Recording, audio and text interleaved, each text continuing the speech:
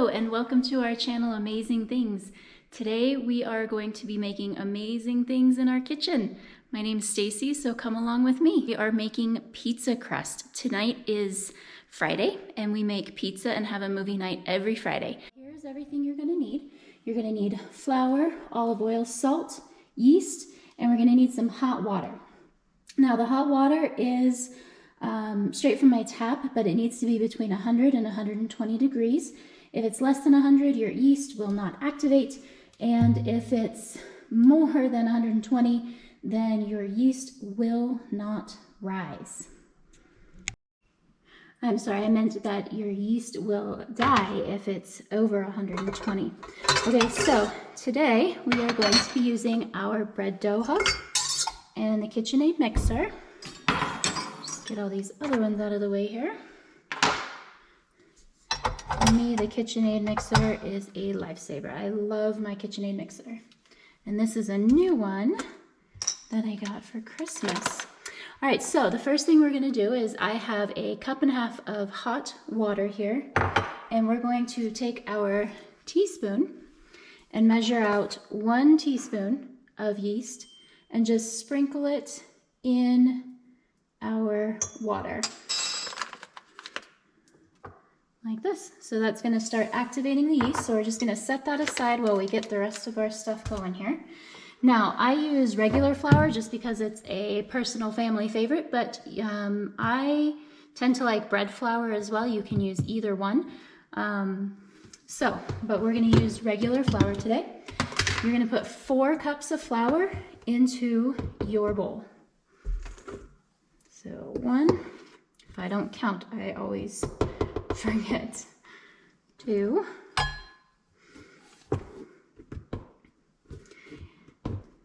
3, and 4. Now I just kind of measure and shake. I'm not exact, but if you want to be more exact and use a knife, feel free. All right, so we have our 4 cups of flour in the bowl. Next, you are going to use your teaspoon again, and we are going to put in 1 teaspoon of salt. Okay, we're gonna raise this. Just give it a little mix.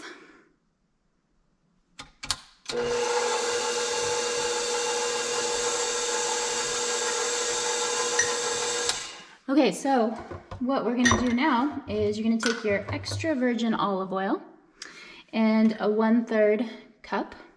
You can do a liquid measuring cup or this one, either one works fine. We're gonna fill that up.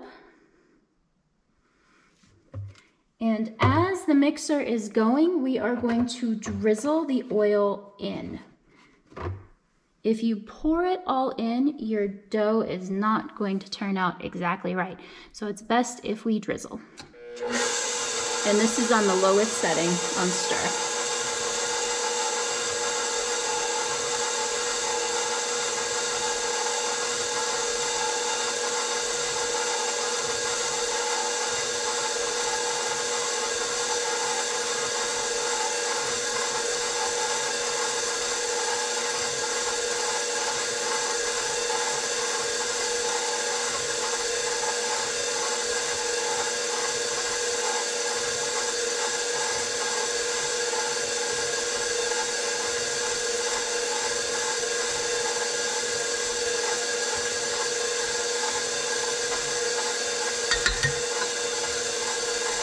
Okay, once you have that going, you can leave the mixer going. I'm going to give this, our water and yeast mixture, a little stir. I'm going to scrape the sides. And then we're going to drizzle that as well.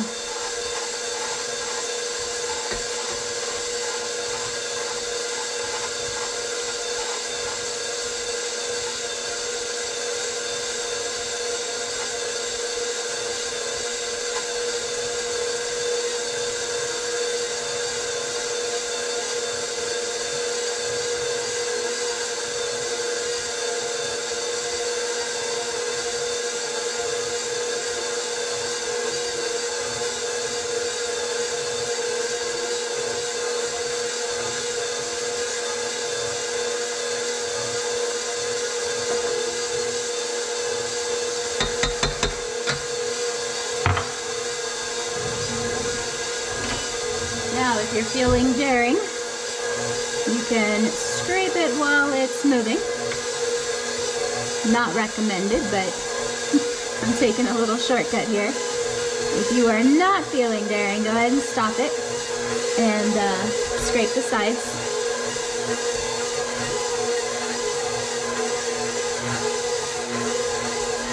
And if you happen to get your spatula stuck, shut it off immediately.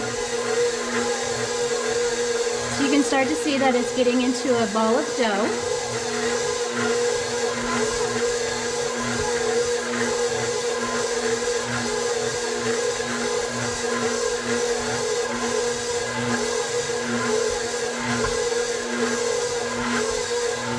When it's in a ball of dough and all mixed, we can go ahead and turn this off.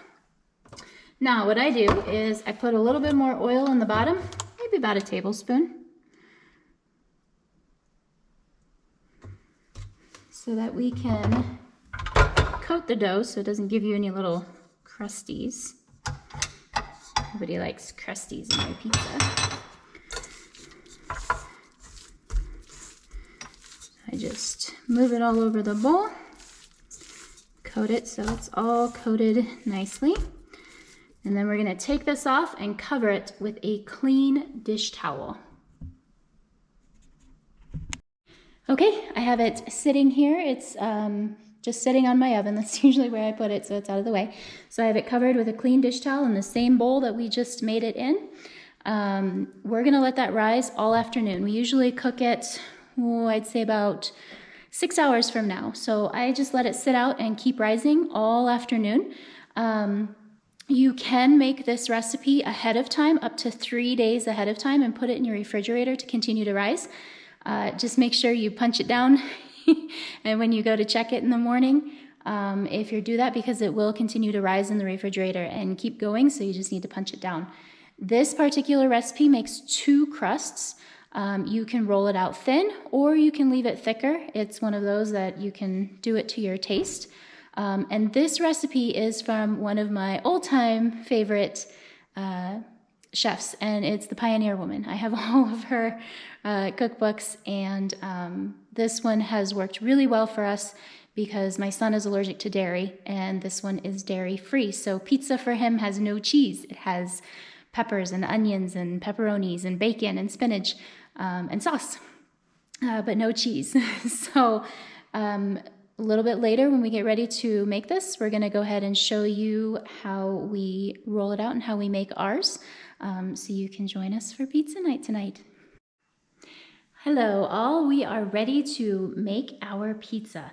So I have our ingredients out that we are going to put on our pizza, but right now we are going to go ahead and make our sauce. And I do have a little helper here who's going to help me stir.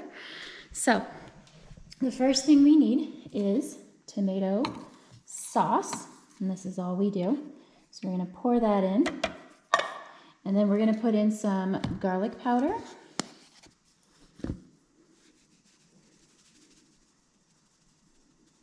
And I do not measure, I kind of just eyeball based on what we do. Do you want to do the Italian seasoning? Sure. Let me put a lot more Italian seasoning in.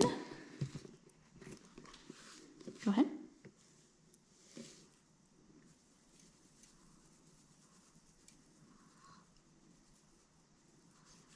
That should be about good.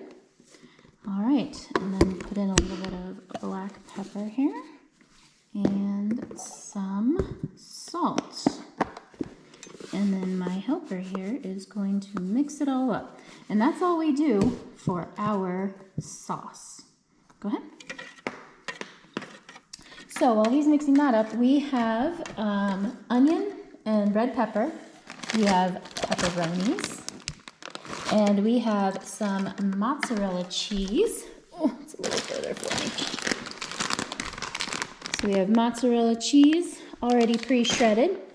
I've also sprayed with olive oil the pans.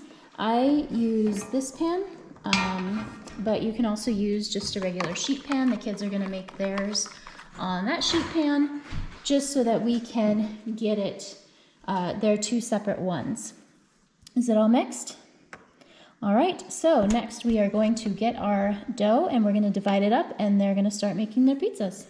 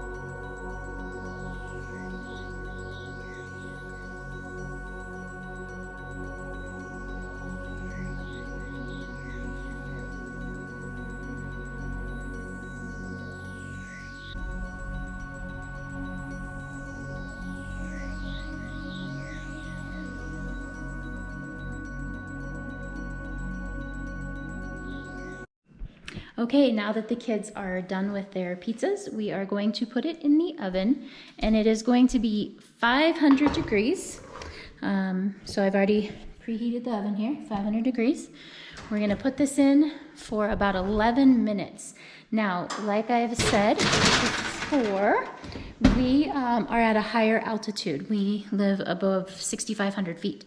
So our cook time is going to take longer. I have tried this recipe at other levels or other elevation levels, and it's worked fine. Same ingredients, same everything, just cook time is a little bit less. So when we were at 1100 elevation, I cooked this pizza for about 8 minutes, anywhere from 8 to 10, depending on how done you want this. But up here over 6,500, we do 11 minutes at 500 degrees. So when it comes out, I will show you, and now I'm going to make our pizza.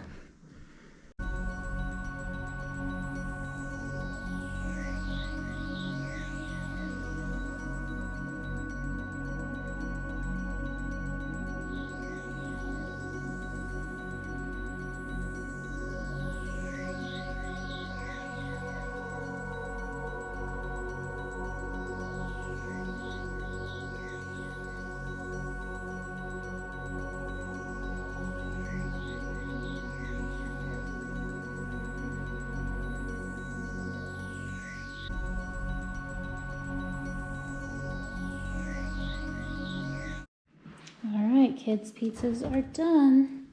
I'll show you what they look like. And there they are.